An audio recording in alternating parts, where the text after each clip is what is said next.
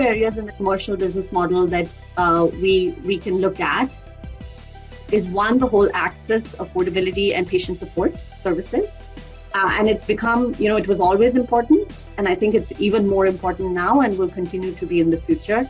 And just getting patients access to the medicines they need and helping providers, offices remove, just the burden and the challenges and the paperwork involved in helping patients get on medicine.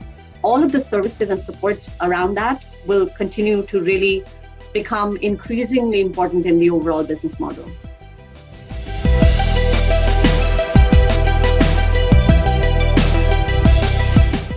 There's a lot of conversation within the industry about the reach and frequency model becoming stale and pale, if you will.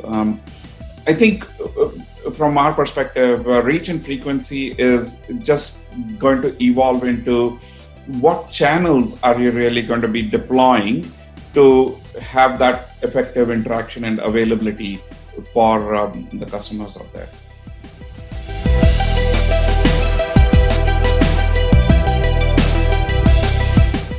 You need to get the IT right.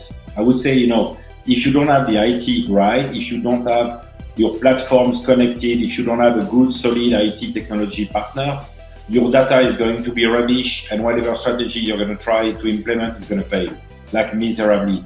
When people will look at the ROI of the campaign, they will say it's just not working. It's not worth it, let's go back to the old model.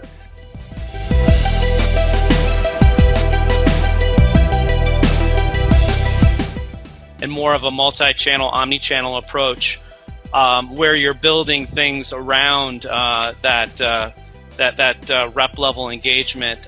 Certainly, size comes into question. And I think anytime you're considering a change to your field force structure, you have to really reckon with the idea of customer disruption. Any change comes with it a cost of disruption, and so you have to be sensitive to the fact that what sort of optimization benefits are you receiving, at what cost? And so is the juice worth the squeeze, so to speak? Just because you can change doesn't necessarily mean you should.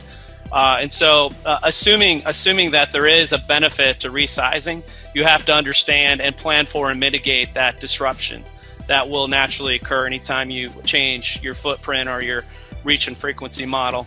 I think the other thing, if you have committed to a more of an omni-channel approach, you have to then begin to think in terms of sizing beyond the way we've thought about it traditionally, where we've looked at promotion response analytics, we've looked at coverage, product coverage and market coverage, from a traditional jump in the car and drive from clinic to clinic.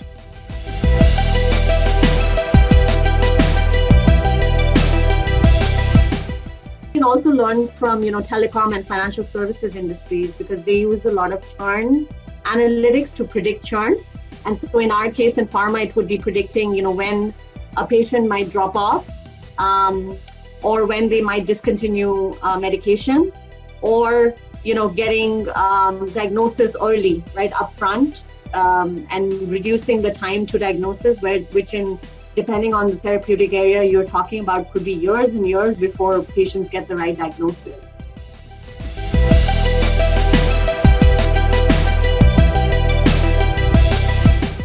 We can set a global framework that's much more informed if we, both through technology and just grassroots communication, that we do a fair amount of closed loop processes. We build good closed loop processes into our strategic brand planning process, that we're getting that local insight into the overarching global plan, and it's a continuous closed loop feedback loop. Because at the end of the day, if the local team feels like they have authorship in the overall global strategy, then you're going to get better execution, because everyone's going to feel like they had some authorship in that global strategy.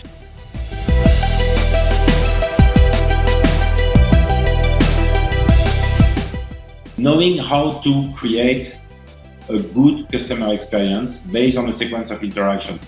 I agree, we still have those global brand plans, but before a marketer was delivering 76 slides.